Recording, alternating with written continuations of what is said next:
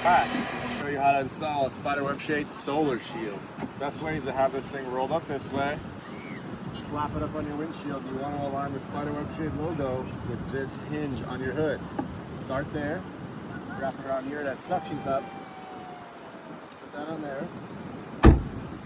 Then you're going to throw it this way. Have your wipers up. Now that it's clamped in that door, you want to pull it tight so it's nice and flat.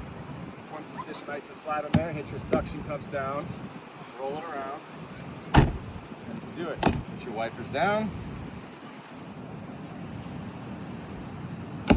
And now your solar shade is ready to go. Blocks a little sun, looks cool, can have your logo, the Jeep Beach or whatever. That's how you install Spiderwebshade Solar Shield.